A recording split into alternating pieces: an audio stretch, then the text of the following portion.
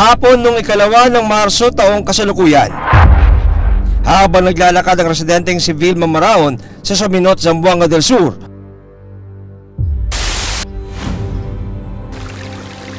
umagaw sa kanyang pansin ang isang bahay na kanyang nadaanan. Sa labas ng bahay, nakita niya ang isang batang nakasubsob sa palangganang puno ng tubig.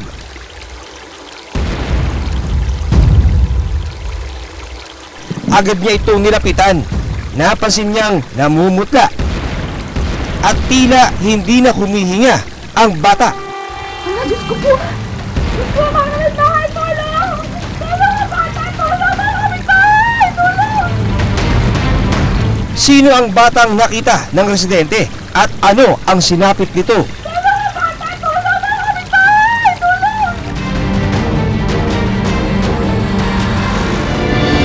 Kinilala ang bata na si Rishane Queen Peroso, 7 taong gulang.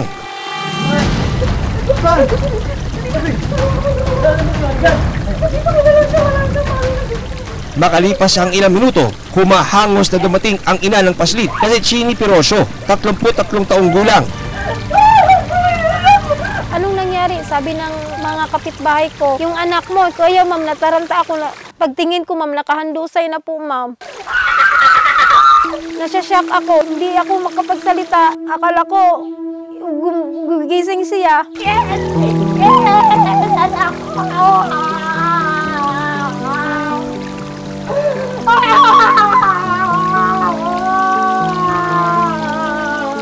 Hindi na palagi gising.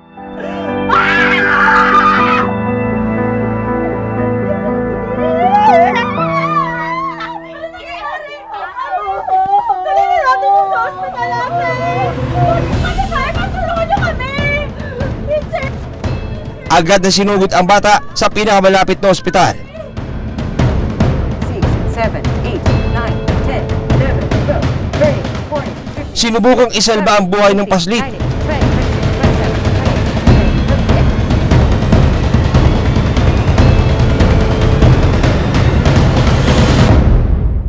Time of death, 2:55.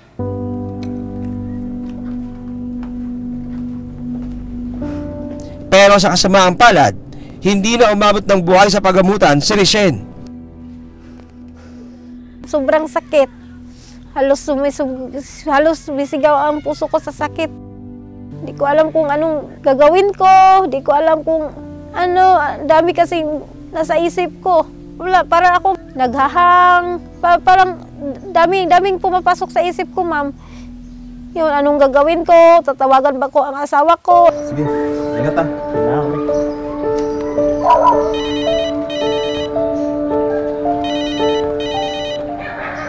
Hello? Pa! Yung anak natin. Wala. Patay na siya. Ha? Anong nangyari? Patay na siya. Ano? Bok, ano nangyari sa'yo?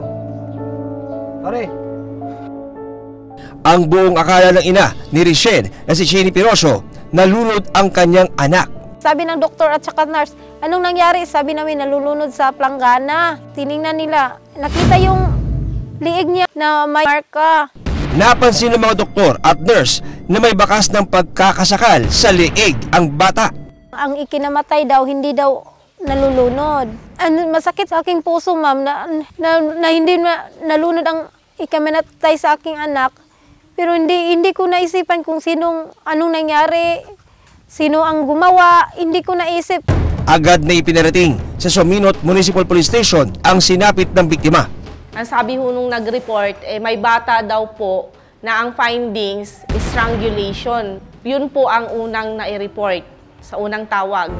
Nakita namin na may baka sa leeg ng bata paikot. Mukhang sinakal. Ha? Di ba pagkalunod ay kinamatay ng bata?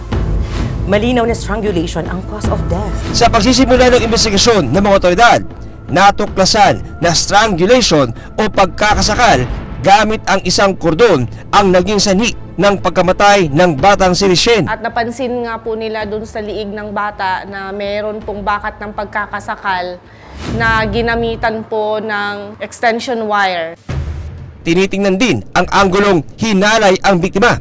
Doktor po niya nung mga oras na yun po, hindi po niya masabi kung may sign po ba na ginahasa po yung bata. Baka mas mainam na dalhin natin sa ibang hospital para malaman natin ang tunay na nangyari sa kanya. OP na ang puwerta pero hindi daw siya makialam kasi hindi daw siya OB. Wala siyang karapatan daw na mag-examine. Sabi niya sa pulis na i-refer daw sa DAO, sa public. Paano sinapit ni Richelle ang malagim na pagkamatay at sino ang nasa likod ng karumal-dumal na krimen?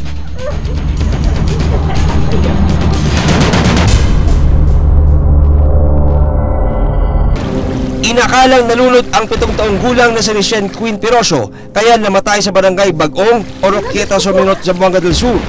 Pero sa paggulong ng investigasyon ng Suminot Municipal Police Station, Nakita namin na may baka sa leeg ng bata paikot. Mukhang sinakal.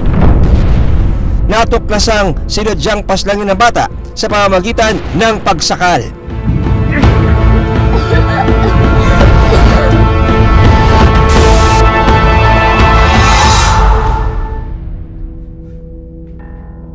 Agad nakarating ang ama ni Richelle na si Richard, pero hindi na rin ito inabot ang buhay ang bunsong anak.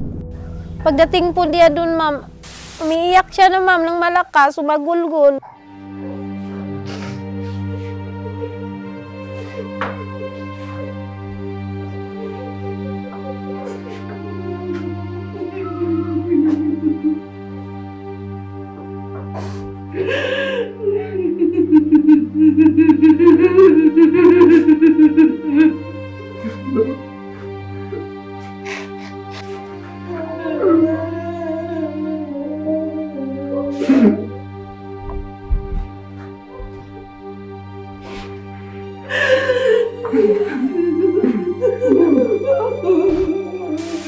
Sino ang nasa likod ng malagim na krimen?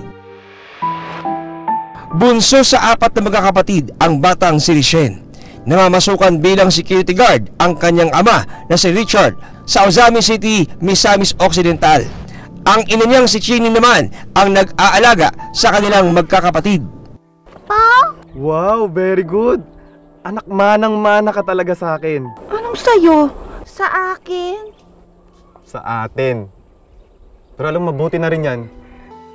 Isa siya sa pinakamabait na bata, mapagbigay, maunawain at tumulong sa akin, mapagmahal. Pagising niya, mag-hug siya sa akin, magsabi na good morning ma at saka humalik. Nasa grade 1 na si Richelle at pangarap daw na maging isang nurse balang araw. Yung teacher niya sabi palagi siyang ma-perfect sa klase, mag-oral siya at yung pag may activity ang teacher niya, aktibo siya sa klase. Kasi alagaan niya raw ako pag matanda ako at sa kanyang papa din. Pero ang mga pangarap ni Richelle naglaho na parang bula dahil sa biglaan niyang pagkawala. Drian, Richard, kain na!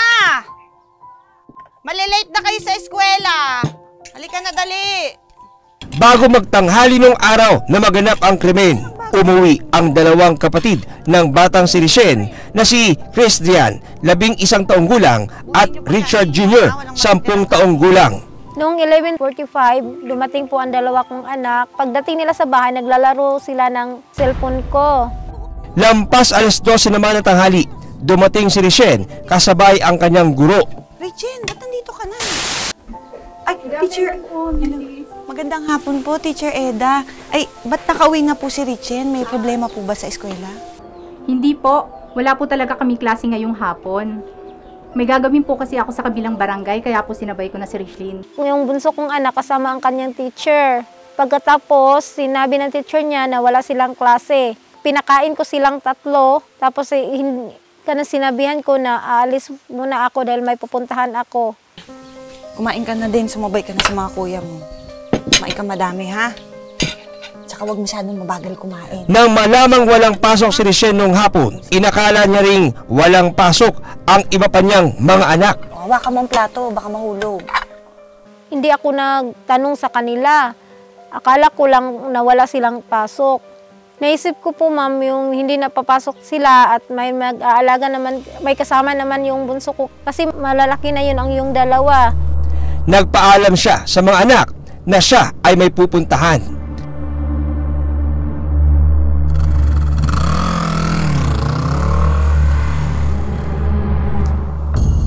Ilang sandali pa, dumating naman ang mga tiyahing ng mga bata.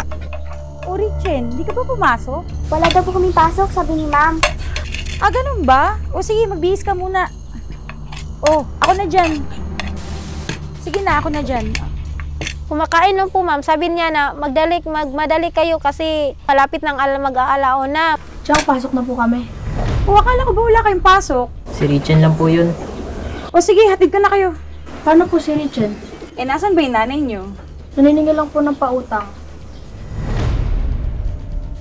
Richelle!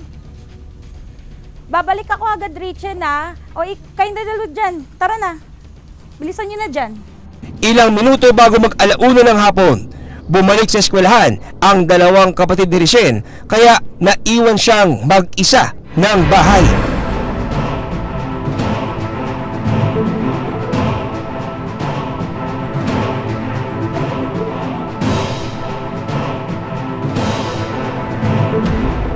Sa kanyang pag-iisa, walang kamali-malay si Richelle sa nagbabadyang matinding kapahamakang mangyayari sa kanya.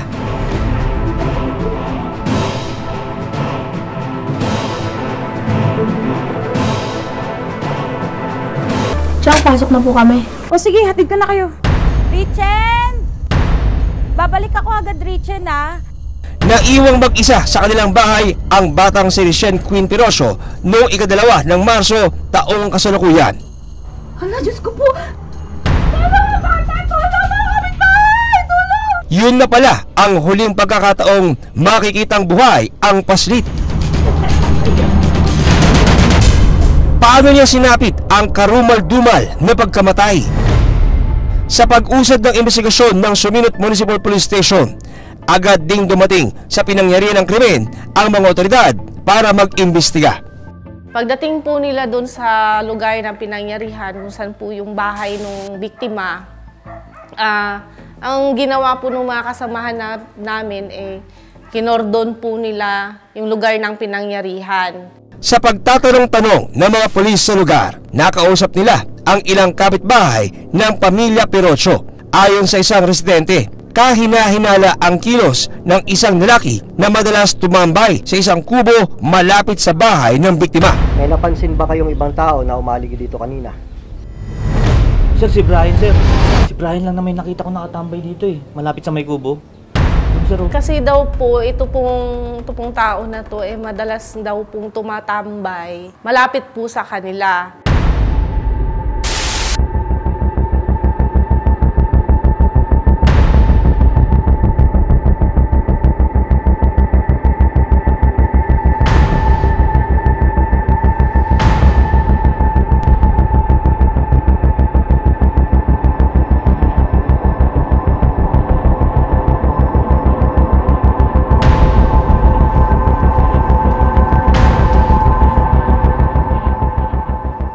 Brian, na paano ka? Ba't hindi ka mapakali dyan?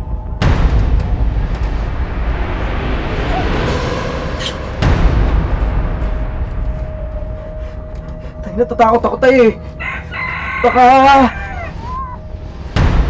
Baka kuyugin ako ng mga kapitbahay natin, tay. Bakit? Anong nagawa mo? Tay, si ano eh. Yung anak ni Aling Chenny. Tay na... Napatay ko eh! Ano? Sumuko ka na, anak! Hindi kaya siya ng papa niya na mag-voluntary surrender. At saka isa po, natatakot din po ang suspect para sa buhay niya. Na baka po gantihan siya ng pamilya nung biktima. Pati yung bata! Pati yung bata, tay! Kailangan mo sumuko, anak! Baka kuyugin nila ka eh.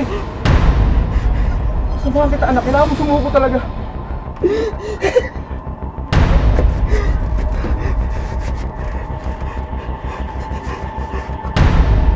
Kay bata tayo. Matay kay bata. Matay kay bata tayo. Kinabukasan, hindi inasahan ng mga pulis ang pagdating ng isang lalaki sa kanilang tanggapan. Sinusuko ko yung anak ko. Bakit? Anong ginawa niya? Pag-amin ng lalaki, siya ang nasa likod sa pagpaslang sa 7 taong gulang na si Richelle. Siya ko yung pumatay sa bata. Sa bahay ng mga Perotcho. Na-identify po yung taong gumawa nun sa biktima dahil po yung pong taong yun nag-voluntary surrender po. Ang lalaki, kinilalang si Brian Puralan Limen, 18 taong gulang.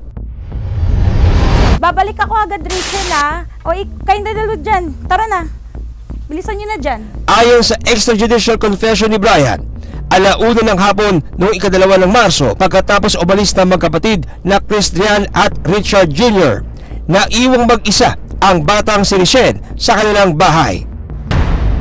Nang mga oras noon, nasa isang pahingahan malapit sa bahay ng biktima ang suspect na si Brian.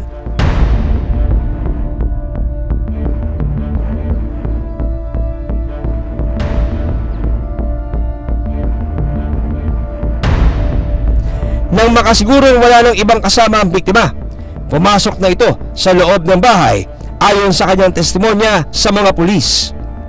Napansin po niyang bukas po yung bahay ng biktima. At ito nga po, pinasok po niya yung bahay.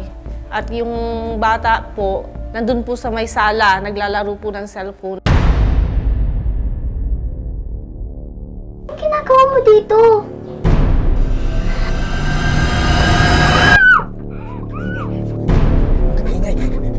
Maingay! Maingay! Sabi mo maingay! Maingay! Maingay!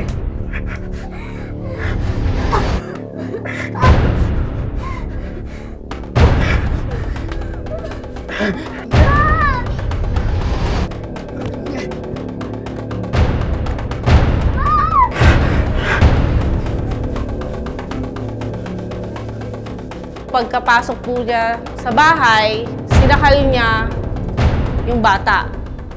Gamit ang wire.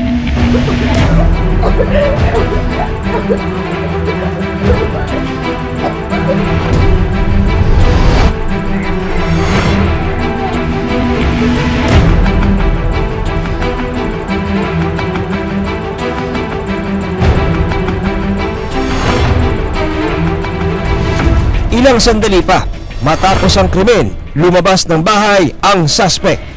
Nung mapansin niya na hindi na nga po huminga yung bata, inilabas niya sa labas ng bahay. Doon kung saan mayroong planggana sa labas at doon niya inilagay ang bata.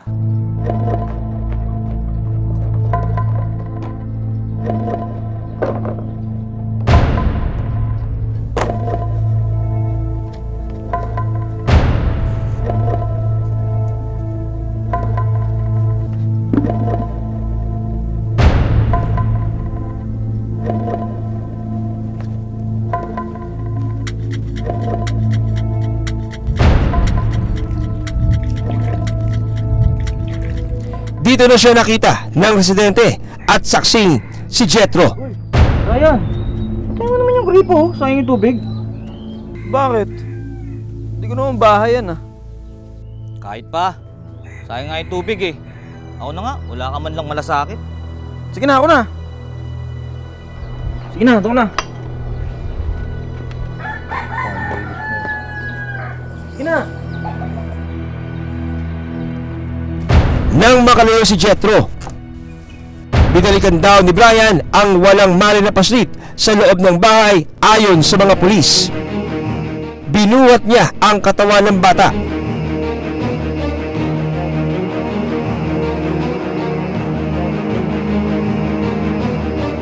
Inilabas ng bahay at saka ipinwesto na nakasubsob sa palangganang may tubig.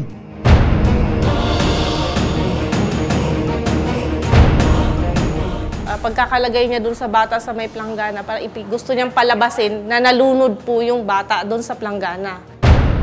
Base sa witness, ang biktima nga bata naadali sa planggana, nagkulob, nagsubsob sa tubig, o ang iyang kinibo, lifeless ng bata. Pagkatapos ng nagawang krimen, umalis si Brian at sinundo pa ang nanay ng biktima na si Chenny na nasa kalapit purok na parang walang nangyari. Aling Chenny, umuwi ka na. Bakit? Ewan ko. Basta bahala ka pag di ka umuwi. Yung anak mo. Ano nangyari? Tumakbo na po siya. Pagkatapos nga po niya ilagay doon yung bata sa planggana, siya nga po yung sumundo doon sa nanay ng biktima sa kabilang baryo. Richard! Richard! Richard! Ay, anak ko! Ano nangyari? Richard!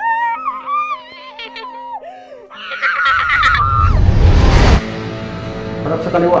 Dahil sa pagsuko ni Brian at sa naging testimonya niya sa mga pulis, itinuring siyang pangunahing suspect sa pagpatay sa batang si Richelle Queen Peroso. Matapos ang ilang araw, noong ika-9 ng Marso taong kasalukuyan, panibagong revelasyon ang ibinunyag ni Brian. Binahasa mo ba yung bata? Sa pagkakataong ito, inamin naman niya sa mga pulis ang ginawang panghahalay sa batang biktima. Opo. Kwento ni Brian, matapos sakalin ang paslit, ay nawalan ito ng malay. At sa kanya, hinalay ang batang si Richelle.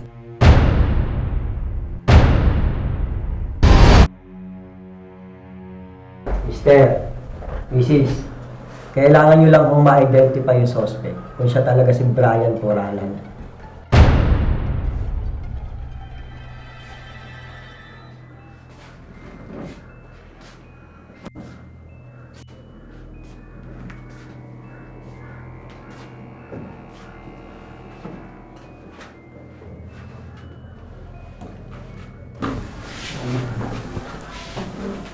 Siya nga po. Siya ang pumatay sa anak ko! Hayop ka! Kaya pala lagi ka nakatulad sa amin! Sabi ko na may bala ka mo sa mga pinatay mo ang anak ko! Hindi kita mapapatawad!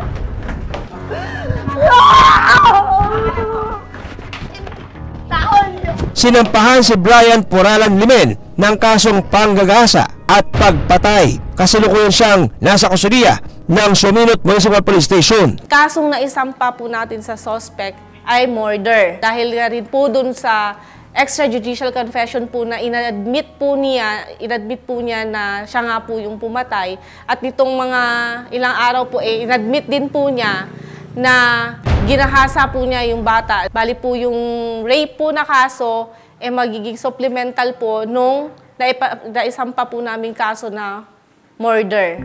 Kilala ang 18 taong gulang na si Brian na residente sa Purok 4 at walang trabaho. Ayon sa mga pulis, may record ang suspect sa barangay ng pamboboso sa ilang residente at tangkang panghahalay. Katulad po ng pagpasok sa bahay at meron nga pong isang pangyayari doon na may pinasok siyang bahay at merong isang babae na pinagtangkaan po niyang gahasain. Sa katunayan, napansin na rin ng ina ni Richelle ang mga masasamang tingin ng lalaki sa kanyang anak. Yung maliligo ang mga anak ko doon sa puso, nandyan po siya magduyan-duyan. Makikita niya yung maghubad ang anak ko ng sanina. Minsan, underwear lang ang naiwan. Yung pinakabunso ko po, maghubad din yun minsan. Sabi ko sa kanya na huwag kang maghubad na nak kasi malaki ka na. Hindi ko alam kung anong nasagip sa isip niya. Hindi ako makapaniwala kung bakit niya yun ginawa. Bakit mo pinatay yung bata? Sumusobra na po kasi yung tatay niya eh. binabastos niyo po yung tiyuhin ko. Pahayag ng mga pulis, maaaring paghihiganti ang naging motibo ng suspect kaya niya nagawa ang karumal-dumal na krimen. Sa pagtatanong namin sa kanya, ano po yung dahilan niya, bakit siya pumasok dun sa bahay. Ang sagot naman po ng suspect ay gusto daw po niyang maghiganti. Oh, Brian. Ikaw ba, pamangkin, may girlfriend ka na ba? Oo. Wala pa ho, tito. Minsan na raw kasing nagkaroon ng alitan ang tatay ng biktima na si Richard at ang tiyuhin ng suspect. Ka ng girlfriend. Isang babae. Maganda at sexy eh. Di katulad nito. Diba? Talaga, tito. Pare, nakakabastos ka na. Umayos ka na pangangalita mo. Wala ka sa loob ng bahay mo. Ikaw ang umayos! Tama na. Ituwid mo yung dila mo, kundi puputulin ko yan. Ay, ano? Tama na to! Tama na! Tara, uwi tayo! Kalma lang po. Ay, wala pala itong mga tayo. Nakakapanayam ng aming team ang suspect na si Brian Puralan Limen. Pinagsisisihan daw niya ang kanyang nagawa. Nahimo na ko to, bibalas to ay. Sulo rin ito gamit sa wire. Then idala rin sa gawas. Ngayag ko sa ilo, nagbasol sa nabuhat. Labis na hinagpis naman ang nararamdaman ng pamilya Perocho sa sinapit ni Richelle sa kamay ni Brian. Padayon na kung asa ka padulong, kabalo ko nga kasama mo ang Diyos. At hindi ka naman pababayaan. At nandyan naman si ate, kasama mo. Si ate na ang bahala sa iyo at ang Diyos. Hustisya ang kanilang panawagan para sa kanilang minamahal na si Richelle.